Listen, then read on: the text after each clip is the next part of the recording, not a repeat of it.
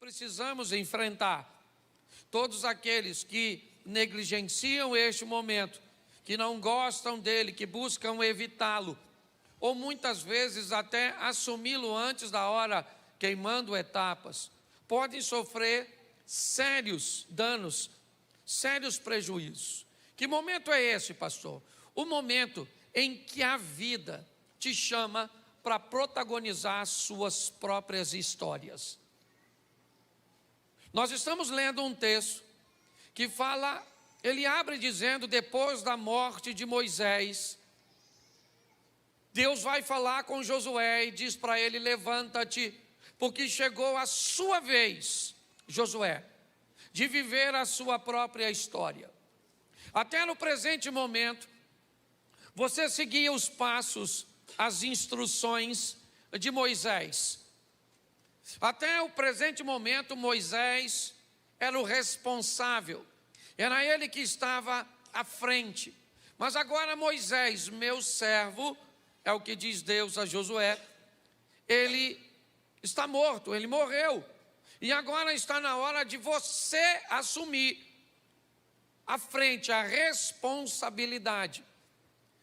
O que a vida está fazendo é chamando Josué, ou dizendo para ele que chegou a hora dele ir para a linha de frente. E é aquele momento que você não tem mais o papai e a mamãe. É aquele momento que a vida te chama para viver as suas responsabilidades. A responsabilidade para escolher seus amigos, para escolher a sua profissão. A responsabilidade de você escolher um cônjuge. Chega um momento que a vida começa a te convocar para assumir a responsabilidade de decisões cruciais para seu futuro. É isso que está acontecendo com Josué agora.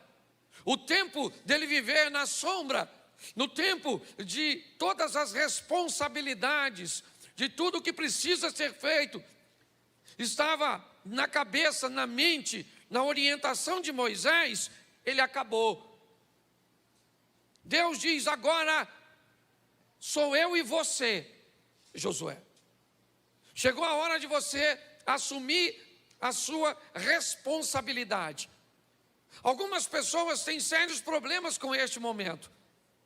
Algumas delas tentam tomar essas decisões em ambientes emocionais desequilibrados, com muita infantilidade ainda, governando suas emoções, negligenciando as instruções do Moisés, que pode ser representado por alguém mais experiente, talvez seu pai, talvez um amigo mais experiente, talvez um irmão mais velho. Muitas pessoas assumem sérios problemas quando tentam assumir, a vida antes da hora, achar que tem um controle da situação antes da hora. Muitas adolescentes terminam com um bebê no colo. Muitas pessoas terminam comprando aquilo que não tem condições de pagar. Muitas pessoas perdem a vida se misturando com quem não deve. Pessoas que resolvem assumir uma responsabilidade antes da hora. A vida ainda não te convocou para ser o líder de si mesmo, de tomar as rédeas da responsabilidade. E muitos filhos acham que os pais são retrógrados, conservadores demais. Muitas pessoas negligenciam esses conselhos, que ainda é muito cedo para casar, em meio a uma paixão, onde a pessoa cuja qual ela está apaixonada, poucas coisas tem a oferecer para o futuro, mas acha que são os pais que estão atrapalhando, criando um ambiente de percalço, e que na verdade a vida está usando é um Moisés para te dar direção enquanto você não tem. Outras pessoas vão para outra extremidade e começam agora a não gostar de obter as responsabilidades. É aquele camarada que se casa e ainda quer ou deixa a mãe comandar a vida dele. É aquele indivíduo que quer E quando eu digo indivíduo, homem e mulher, que quer muitas vezes assumir uma família, mas ainda quer continuar, mesmo depois de casado, debaixo da proteção, do dinheiro, do controle. Eu costumo dizer que a pessoa mais perigosa para um casamento não é um amante, é uma sogra. Você está rindo, mas é sério, eu escuto o tempo inteiro isso. Então eu quero te dar uma direção hoje. Por quê? Porque em algum momento a vida vai te chamar. Ela pode, ou ela vai te chamar no momento certo. Você pode ter certeza. Mas você pode começar a ouvir essa voz antes da hora, de uma forma precoce, e quebrar a cara, porque negligenciou, porque ainda era o tempo do Moisés, da experiência, está te aconselhando, está te direcionando. Ou você pode perder o time e acabar não querendo sair, virando um solteirão, uma solteirona, alguém sem responsabilidade, sempre dizendo que os outros são culpados do seu fracasso, está todo mundo contra você, há um complô no inferno contra você. Quando a vida chama Moisés para isso, Josué para isso, algumas instruções vão ser dadas a ele. Por quê? Porque inevitavelmente, quando a vida te chama a assumir a responsabilidade, quem é que resolvia tudo? Moisés. O mar tem que abrir? Moisés. Não tem água? Moisés. Os inimigos estão aí à frente? Moisés. O povo está adorando? Moisés. Quem é que vai subir o monte? Moisés. É sempre Moisés. Mas agora não. Quando você assume a responsabilidade da sua vida, primeira coisa que você vai ter que aprender a lidar é com a insegurança. Porque agora você não tem mais ninguém para culpar. Agora é você e você. Vai culpar quem agora? Quem vai ser culpado? Josué vai ter que lidar com isso. Por quê? Porque é altamente inseguro. Dizem que um passarinho, irmãos, quando ele vai fazer o seu primeiro voo, ele sabe muito mais sobre coragem do que sobre voo. Ele nunca voou. O que ele sabe é que ele vai saltar do ninho. Ali ele não tem conhecimento sobre voo. O que ele sabe é sobre coragem. Muitas pessoas são extremamente inseguras para tomar suas decisões. Eu costumo dizer, e sou bem equilibrado para isso: pastor, como é que eu faço para entrar nesse ambiente de uma forma sadia, salutar, com o menor número de erro possível? Como ser mais assertivo, procurando tomar decisões que te causam menos prejuízo por conta própria? E buscando instruções, aconselhamento sobre aquelas que são mais fundamentais. Ninguém chega no mundo aprendendo tudo. É importante você entender que quando a vida for te chamar para escolher alguém para casar, a insegurança vai fazer parte disso. A hora que a vida te chamar para uma responsabilidade profissional, você vai ficar, muitas vezes, permeando 2 ou 3 caminhos ou mais. O que eu quero ser? Como você? Como é que vai ser isso? Então há uma insegurança nesse ambiente que precisa ser vencida. Outra coisa que ele vai ter que lidar é com a comparação. Quem assume as rédeas de sua vida, inevitavelmente, vai ser comparado a um irmão, a um amigo, a um vizinho, a alguém que conseguiu mais êxito do que você, mais rápido, que conseguiu alcançar alguns resultados de uma forma mais rápida do que você. Todas as vezes que você for assumir a sua vida, inevitavelmente vão te comparar com alguém. Alguém que é mais magro, alguém que é mais inteligente, alguém que é mais rico, alguém que foi. Isso é inevitável. É a responsabilidade que a vida está exigindo de você, de agora não ser mais um coadjuvante, de ser o principal. Muitas pessoas se perdem nisso. A comparação precisa ser vencida. Você vai pregar como eu? Inevitavelmente vocês me comparam com Elvis, com o Rafael. Quantas pessoas aqui? Você não precisa levantar a mão para não me envergonhar. Olha e diz, pastor, o Rafael prega 200 vezes mais do que o senhor. O Elvis prega muito bem, o Luciano Subirá, o Cílio Malafaia. Esse dia o cara falou que gostava de ouvir 3 pessoas, Tirolipa, Tiririca e eu. Falou para um amigo. Falei, nossa, 3 excelentes pregadores, não é verdade? Então a comparação é algo inevitável. Aqui tem gente que é muito melhor do que eu em áreas que eu não sou tão bom. A comparação sabe, é uma responsabilidade que você precisa assumir quando a vida te joga para a linha de frente. É assim que funciona. E ela precisa ser vencida.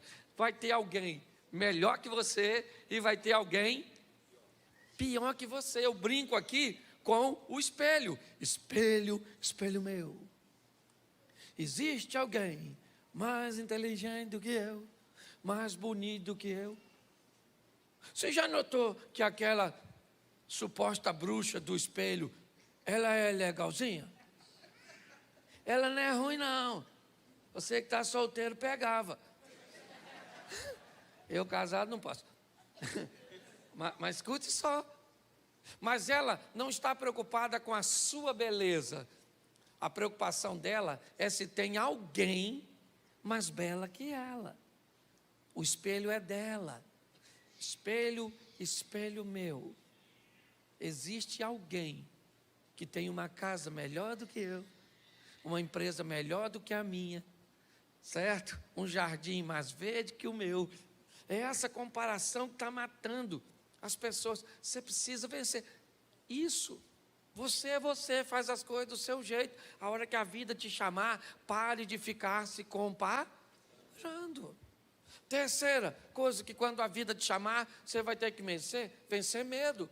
Lembra o que Deus disse para Josué? Seja forte e corajoso. Você vai ter que vencer o medo. Por quê? Porque na vida nem sempre tudo é tão seguro.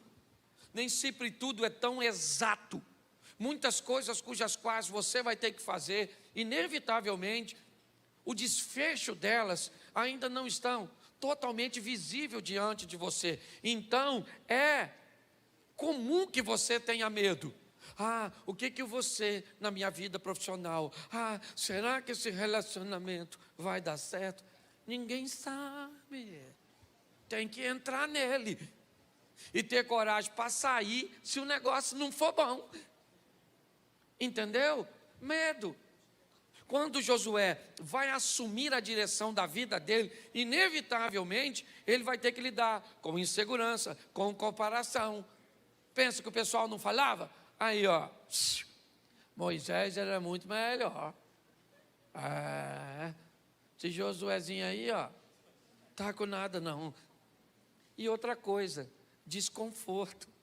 Inevitavelmente, medo, ambiente de comparação e de insegurança vai deixar você numa linha desconfortável.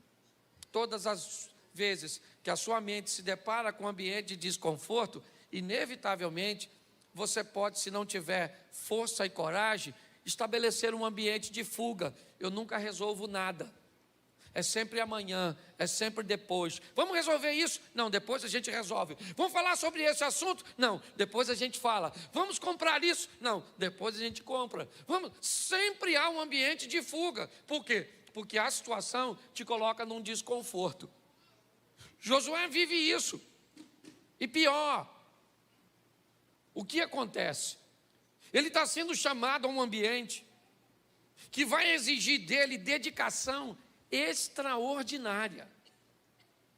Olha só, o que a vida passa a exigir desse moço, que sempre esteve à sombra de Moisés, que sempre esteve debaixo das asas de seus pais, de seus responsáveis, de pessoas que tomavam decisões, é a seguinte: precisa botar não para nós ganharmos tempo.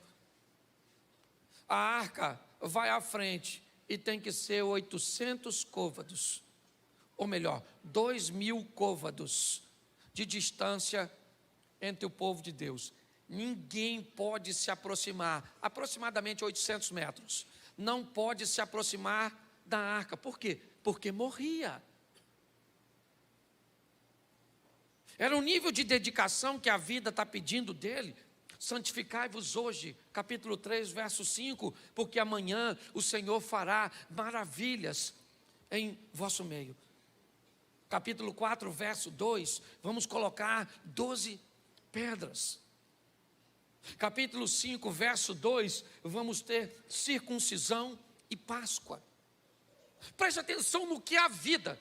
Esquece o texto aqui e busque entender o que a vida está dizendo para ele e para mim. Quando chegar a hora de você assumir a responsabilidade de sua vida, que pode trazer para você sofrimento, dor ou alegria e prazer, tome cuidado com os detalhes, porque às vezes é nos detalhes que as coisas passam, é nos detalhes que nós nos complicamos com aquelas coisas cujas quais achávamos que não tinha problema. Por quê? Porque se algo for explícito, for grande, se houver uma visão de que aquele ambiente vai me gerar prejuízo, de imediato, o que eu faço? Eu rejeito. A vida de Josué vai estar por um fio, por causa de detalhes, porque é assim que funciona com todos nós. Ele consegue 800 metros de distância, então tá bom, fica os 800 metros. Como é que funciona? É santificação? Santificai-vos hoje. É desse jeito? É circuncisão? É Páscoa? Josué começa a assumir, como eu disse, com comparação, com insegurança, com medo, com desconforto, mas ele é obrigado a gerenciar tudo isso. Ele tem que gerenciar tudo isso. Ele tem que vencer tudo isso. Moisés foi extraordinário. E o que ele ofereceu foi sua experiência. Mas chega agora a sua hora de viver a sua história. Você pode ter aprendido com muitos maridos. Seu tio que foi marido, seu avô que foi marido, seu pai que foi marido. Mas você só vai saber o que é ser um marido quando você tiver a sua esposa.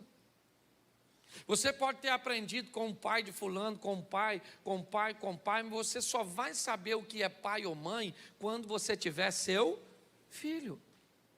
Você só vai saber. Você quer ver uma coisa que era muito legal? Era assim: se eu fosse sair com meu filho, por exemplo, para ir ao McDonald's, e chegava lá no McDonald's e falasse para o menino: pede. Eram 2 hambúrguer, uma batata frita grande, um milkshake, um sundae, uma banana e um suco de laranja de 500. Parecia que o menino estava amarrado e alguém soltou. Depois de um tempo, eu descobri que eu podia usar um outro método para medir isso. E suponhamos que, na época, esse lanche desse 50 reais. E aí eu pegasse os 50 e desse para eles. Quando eu dava os 50 para eles, eu deixava de ser o responsável. E agora o responsável... Menino, o apetite diminuía tanto. 2 hambúrguer, um só. Batata grande? Não, nem quero batata, não. Refrigerante? Pergunta se tem água. Tudo. Por quê? Porque quando chega a hora de assumir o controle, é ou não é? É assim que funciona. Quando nós vamos olhar agora, que eu quero que você entenda, esse camarada está vivendo um ambiente bem desconfortável, está todo mundo querendo saber se Deus é com ele. Ele precisa estar extremamente atento aos detalhes. E a primeira coisa que vai acontecer com Josué é o seguinte: Deus diz para ele: pega os sacerdotes e eles conduzem a arca. Quando eles tocarem o pé nas águas, as águas vão parar e o povo vai passar. Provavelmente parou aqui e eles tinham que passar, obviamente, 800 metros abaixo, porque não podia se aproximar. Beleza? Tá bom. Quando o povo atravessa, eu imagino o povo falando, comparando. Devia ter aquela turma e falou: caraca, maluco, Josué é 10. O rio parou para a gente passar, sim ou não? Mas devia ter aquela turma falando: ria mole, quero ver mar.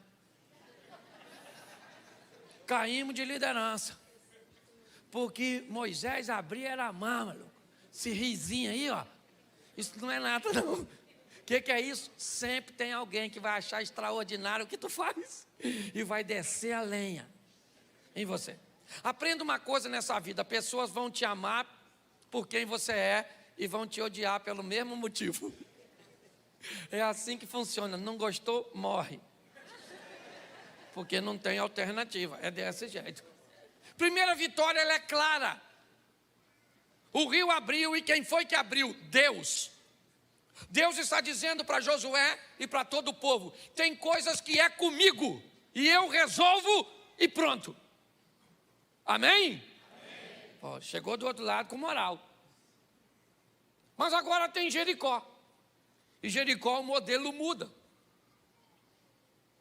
Jericó, as coisas vão ficar diferentes. Porque agora a lição é outra. Deus diz a Josué: eu derrubo o muro e você mata os inimigos. Agora virou uma parceria. O que Deus está dizendo para esse indivíduo agora é diferente. Ele utiliza o mesmo método que Moisés, note, envia espiões. Assim como Josué, assim como Moisés mandou Josué espiar Canaã, Josué manda, certo? Os homens irem a Jericó, fazerem a leitura do ambiente, trazerem, note que ele está, Moisés está morto, mas seus ensinamentos ainda estão vivos na prática de Moisés, ou na prática de Josué. É importante nós olharmos isso. Bom, eu acredito que você, conhece, no capítulo 6, no verso 20, o muro cai. Cai porque quem derrubou? Quem derrubou? Deus. Mas a vitória é vencida por quê? Porque Josué lidera seus soldados contra Jericó. O que ele está agora é vivendo sua segunda vitória. Agora não apenas mais, como a primeira, onde eles não tiveram participação. Agora eles se sentem partes. Eles fizeram partes do processo. Agora Deus derrubou o muro, mas eles foram com suas espadas, suas lanças, certo? E entraram em Jericó, e mataram, e destruíram, e pegaram os despojos. E agora está todo mundo entendido? Deus é conosco. A lição agora é diferente da primeira. Tem coisas que Deus vai resolver sozinho por você. Mas tem coisas que Ele vai resolver em parceria com você. É assim que funciona. Ele pode curar a sua enfermidade com um milagre direto, é lógico. Mas Ele pode agir sobre um medicamento cujo qual você está tomando, ou uma terapia cuja qual você foi exposta, claro. Ele pode acabar ou apagar o rancor do coração da sua esposa por algo que você fez? Claro que pode. Mas Ele pode mudar sua postura a ponto de que você seja capaz de reconquistar uma credibilidade que você perdeu? Sim. Isso é parceria. O que nós precisamos entender é que estamos lidando com um Deus inteligente. Não tente colocar Ele num programa que determina, certo? Um protocolo para todos, porque não funciona desse jeito. Eu vejo pessoas bem intencionadas procurando solução para seus problemas, mas muitas vezes não se expõe ao protocolo cujo qual Deus estabeleceu para você. Josué vive isso de forma maravilhosa. O grande problema que Josué não sabe é que em Jericó algo de errado aconteceu. Uma instrução que foi dada na batalha contra Jericó não foi cumprida. Jericó é a primeira vitória logo após a passagem do Jordão. Deus diz a Josué: avise os homens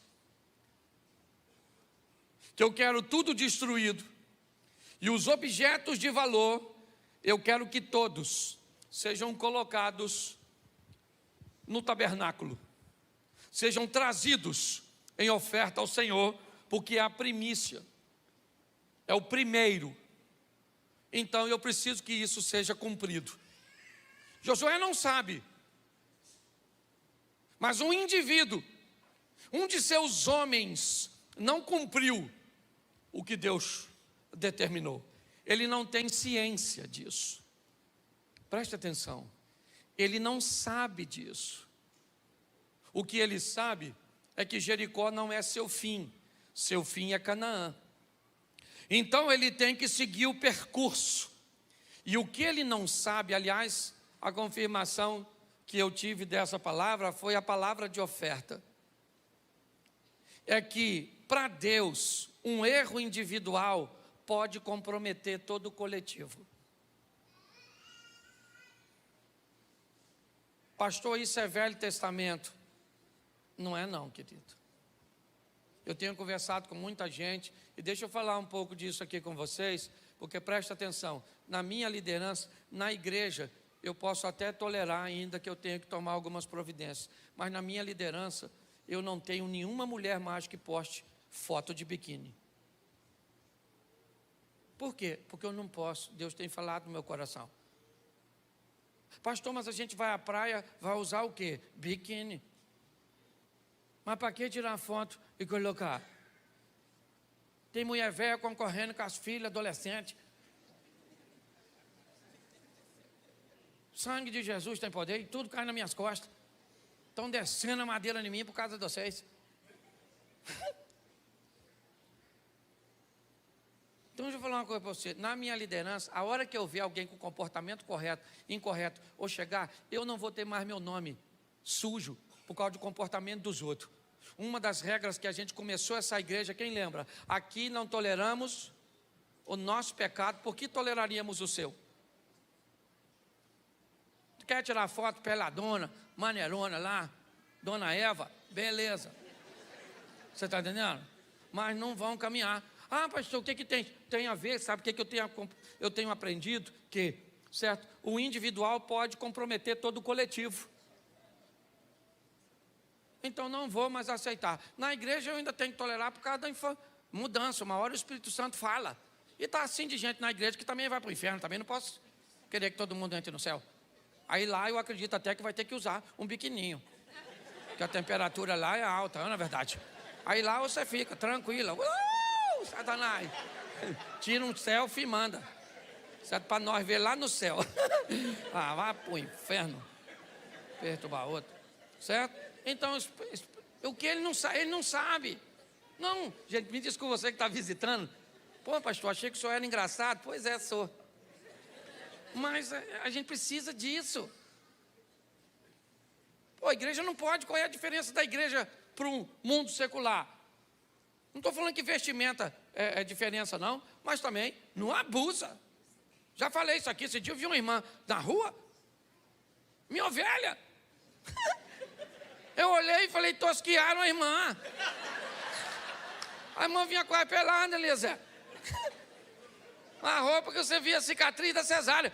Então, não tem como, gente, não dá, não cabe, na mente de alguém. Aí sabe o que acontece? Mostra a foto e diz assim, tem alguma coisa demais? Claro que não, está tudo de menos. Mas nossa, o pastor é um pastor ultrapassado. Vai perturbar outro. Bom, vamos voltar aqui, que senão eu fico com raiva, perco. Eu nem falo mais. Escute só. Então presta atenção. O que ele não sabe é que um cara desobedeceu. E um cara da sua equipe. Mas está tudo tranquilo, ele não tem ciência.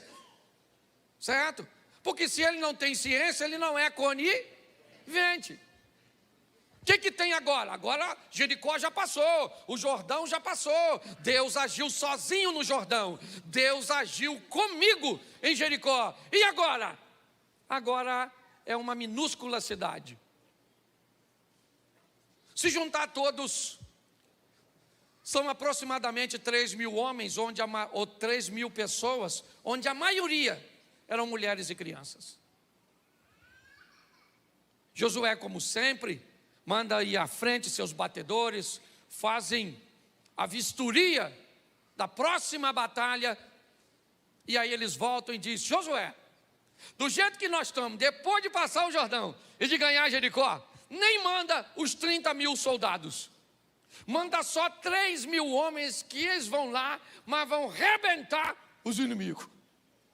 Josué falou, beleza, vão os 3.000. Levaram uma surra, meu filho.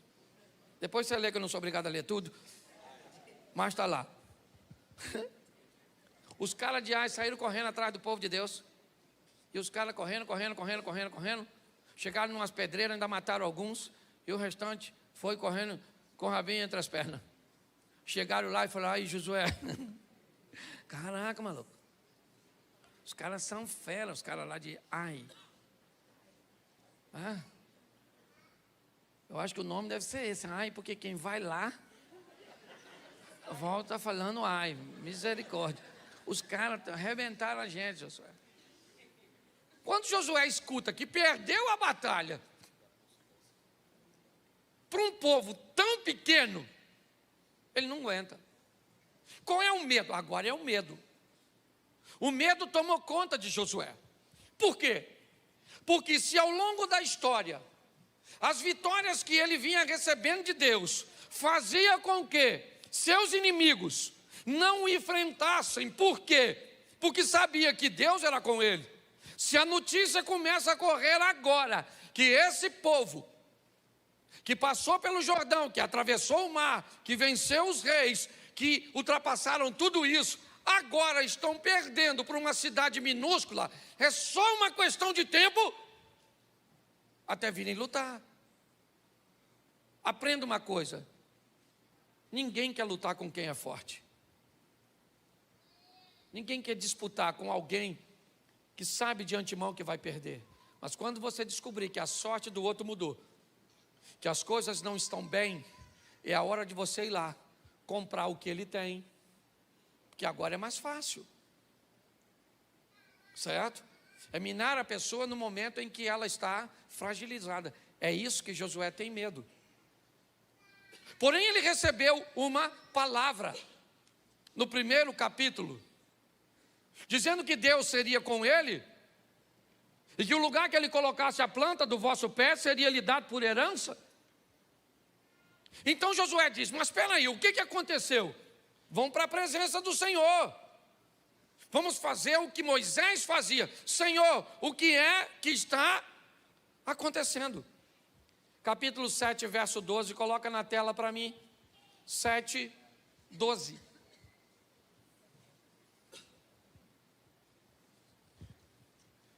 Pelo que os filhos de Israel não puderam subsistir perante os seus inimigos, viraram as costas diante dos seus inimigos, porquanto estão amaldiçoados, não serei mais convosco, senão desarraigardes o anátema, ou seja, a maldição do meio de vós. Preste atenção no que esse texto está dizendo. Josué, a primeira vez eu fui com você e era visível, eu abri o mar. Da segunda vez eu fui com você, era visível. Eu derrubei a muralha e você destruiu. A terceira vez, parece que eu não fui contigo. Você mandou 3.000 homens, o que parecia fácil. Mas suas batalhas não são fáceis nem difíceis. As suas batalhas só são ganhas porque eu entro com providência a seu respeito. A sua vitória nunca vai vir do seu braço, por mais esperto que você seja. A sua vitória sempre vai vir do Senhor, e é isso que Deus está dizendo. Vocês estão amaldiçoados, e eu não serei mais com vocês. Vocês não ganham mais de ninguém. Não interessa o tamanho de seu adversário. Eu não vou agir a favor de vocês. Uma toalha molhada em cima da cama traz divórcio para você. Um adultério não traz se eu for contigo. Um negócio mal feito pode fazer você falir. Um ambiente tributário do jeito que o Brasil apresenta para o empresário faz você prosperar se eu for contigo. É o que Deus está falando. O que Deus está dizendo para eles é: há uma maldição. E que maldição é essa? A maldição da desobediência. Eu não vou ser mais com vocês, a não ser que vocês removam a maldição do meio de vós. E aí vem a pergunta: por que é que Deus mesmo não tirou? Deus já sabia quem era, já sabia onde estava. Deus já sabia. Deus já sabia de tudo. Não era mais fácil Deus ir lá e matar? Mas presta atenção que a história aqui não é sobre a vida de Deus, é sobre a vida de Josué. É ele que tem que tomar as decisões. Deus diz para ele: ó, seu problema está aqui, ó, nessa postura sua. Seu problema está nessa pessoa, está nesse relacionamento, está nesse hábito, está nessa situação. O que Deus faz é indicar a você com muita benevolência, com muita bondade e misericórdia, mas não é a obrigação dele remover da sua vida aquilo que você tem que remover, que eu tenho que remover. E Deus disse: eu não vou mostrar, eu só estou dizendo para você que tem maldição, tem coisas que não deveriam estar aí, e você que procure resolver. É obrigação sua descobrir o que está te causando mal. É o que Ezequias fez, certo? Ele olhou e disse: nossos pais caíram à espada, nossas esposas, mulheres, né? Filhos foram entregues. E por quê? Porque os nossos pais viraram as costas ao Senhor, fecharam as portas, não apagaram incenso. O que ele está dizendo? Eu descobri, procurando, o motivo pelo qual nós estamos sofrendo isso. E o que eu vou fazer? O oposto. Deus está chamando esse camarada e dizendo para ele: olha, você não ganha mais de ninguém se você não consertar isso. Sabe o que ele faz? Ele chama o povo. Ele pede a Deus: Senhor, eu vou fazer a minha parte. É obviamente que todos vão negar o feito. Ninguém vai assumir a responsabilidade. Então eu preciso que o Senhor entre comigo. Mas fique tranquilo, porque eu vou separar o povo por tribos, vou separar o povo por famílias, e o Senhor nos deu uma direção quando esse indivíduo chegar até aqui, porque eu vou tirar ele do nosso meio, porque eu não vou comprometer todos pela postura de alguns. Você não pode comprometer toda a sua vida por causa de uma pessoa, por causa de um hábito. Está incorreto isso. Josué manda chamar a todos, até que chega em Acã, capítulo 7, verso 21. Põe para mim, porque essa é a descrição talvez mais clara de tudo aquilo que nos prejudica. ele acaba de localizar um indivíduo, o nome dele é Acã. Eu acho que ele é filho de Zibde, da tribo de Judá, se não me falha a memória. E esse é Acã dizendo, quando Josué diz, o que você fez? E ele descreve o caminho do pecado. Se você gosta de saber, e gosta de um dos textos que pode te afastar de cometer erros, esse aqui é um deles, porque define bem. Quando eu vi o quê? O que era proibido. Quando eu vi entre os despojos uma boa capa babilônica, 200 siclos de prata e uma cunha de ouro do peso de 50 siclos. Quando eu vi isso, eu vi o quê? Eu vi o proibido. Eu vi o que Deus disse que eu não deveria mexer. Quem disse que eu não deveria pegar? Deus. Quem está vendo? Ninguém. Bom, se ninguém está vendo, eu posso pegar, porque ninguém está vendo. O problema é que quem disse para não pegar é aquele que vê todas as coisas. Quando nós olhamos, ele está descrevendo. Isso aqui é a historinha de Eva. Quando ela viu o fruto, ela cobiça o fruto, ela pega o fruto. Está aqui, ó. Cobicei-os e tomei-os. Ao contrário de Eva, ela tem um passo um pouco a mais, porque pegou o fruto da desobediência e comeu. Ele não vai comer a capa babilônica, ele não vai comer o ciclo de prata, ele não vai comer a taça, ele não vai. Mas o processo é o mesmo. O que a Bíblia está dizendo, vi, cobicei, tomei. Lembra quando eu falei sobre vozes aqui umas 3 semanas atrás? Lembra? A voz do pecado, depois que você faz, ela manda você fazer o quê? Se esconder. Vi, cobicei, tomei e escondi. Tudo aquilo que você vai fazer, que você tem que esconder depois que fez, provavelmente vai te gerar problemas. Não estou falando de sua individualidade e privacidade, não é nada disso. Não estou dizendo que você tem que expor toda a sua vida para todo mundo, não é nada disso. Uma coisa é você ter a opção de não contar. Outra coisa é você não poder contar porque você sabe que aquilo que fez é errado. Você tem a opção de ter senha no seu celular? Sim ou não? Claro, isso é uma questão de privacidade, sim ou não?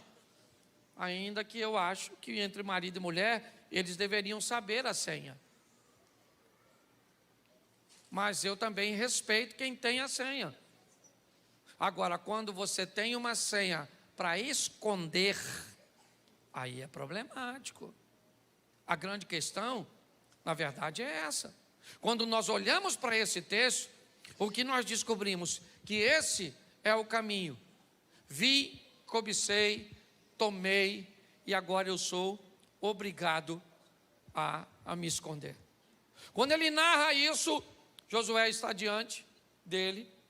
Me parece que a família de Acã, porque também não é uma coisa tão fácil de se esconder sozinho, certo?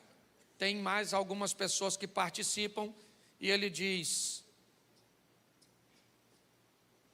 não vai ser fácil, mas eu vou ser obrigado a matar o Acã, a mulher dele, os filhos dele e todos que participaram disso. Vamos tirar para fora da cidade, todo mundo taca pedra neles, todo mundo vai tacar pedra neles, esquece as pedras, esquece o ambiente que pode parecer altamente grotesco, violento. Entenda que o que está sendo banido aqui é aquilo que pode comprometer o futuro. E a hora que você começar a ter pena daquilo que pode estragar seu futuro, E a hora que você começar a ter pena de tirar da sua vida aquilo que pode levar sua vida nessa terra para o inferno, ou comprometer sua vida eterna, automaticamente você perdeu noção de valores. Josué agora pega todos os envolvidos, leva para fora, porque presta atenção, se o erro de um compromete o coletivo age para inibir o ato de um. A mensagem é essa. Hoje eu estou tacando pedra no Acã, porque fez o que tinha que fazer, e aí homens morreram na batalha, humilhação veio sobre o povo, porque homens morreram. Não tenha ele como inocente não, porque lá nas pedreiras, homens que saíram para pelejar, morreram por causa da posição que ele resolveu assumir. É importante nós olharmos isso. Hoje você pode ter, medo de perder um relacionamento, medo de tomar uma postura que pode trazer prejuízos muito grandes lá na frente. Ele mata todos, taca fogo em todos, ou seja, ele destrói aquilo que estava impedindo que ele avançasse. Agora, ele reúne seus homens, certo? E vão todos eles contra Ai, todos eles. É importante nós entendermos que Josué perde uma batalha, mas ele não perde a guerra. Cuidado com essa expressão na hora de tentar animar alguém, porque parece que crente não perde batalha. Ok? Batalha não é a guerra. Batalha, certo? São atos que acontecem durante a guerra. Atos, avanços, cidades, né? Estamos aí num ambiente, então vai avançando, conquistando, protegendo, avança, conquista, protege, avança, conquista, protege. Nunca avança sem antes proteger, é assim que funciona. Hoje eu quero dizer para você e para mim, aqui, principalmente nós que já assumimos as rédeas da nossa vida, que o nome de Deus pode estar sendo engrandecido ou envergonhado com o estilo de vida que você resolveu viver.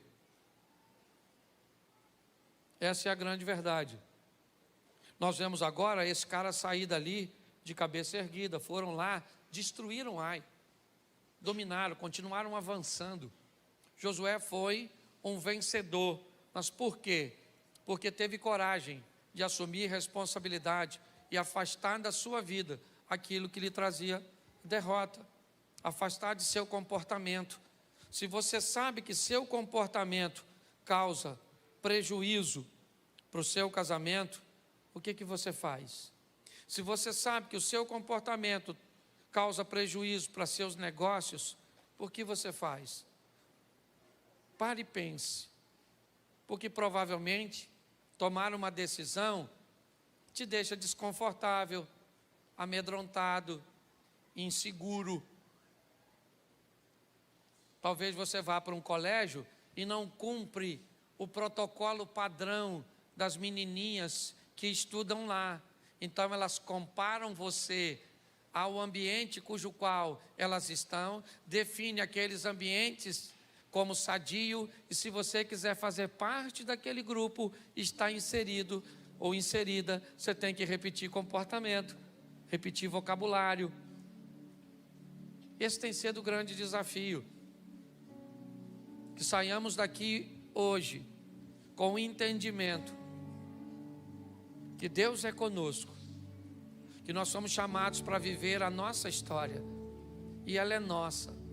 Alguém vai tentar nos comparar com alguém, alguém vai tentar nos amedrontar, mas todas as vezes que um Acã aparecer, que alguém estiver ali desobedecendo, que um desejo que você tem em você seja ele o da preguiça, seja ele o da compulsão para comprar, seja ele o da irresponsabilidade para pagar, seja o que for, se ele compromete você, seu futuro, seu nome, taca fogo nele,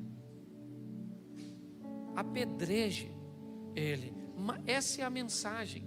O problema é que as pessoas ficam olhando para o Acã, pensando nele, pegando. Esqueça isso, lembre-se da mensagem. Ele já morreu. Quem está morrendo hoje são as pessoas que repetem o comportamento. Quem está sofrendo hoje são as pessoas que repetem o comportamento. Qual é ele, pastor? O comportamento da desobediência. Eu fui atraído. Eu vi o mel que estava na ossada de um leão morto. Mas a ossada do leão morto é um local que para mim é proibido. Mas o mel é doce.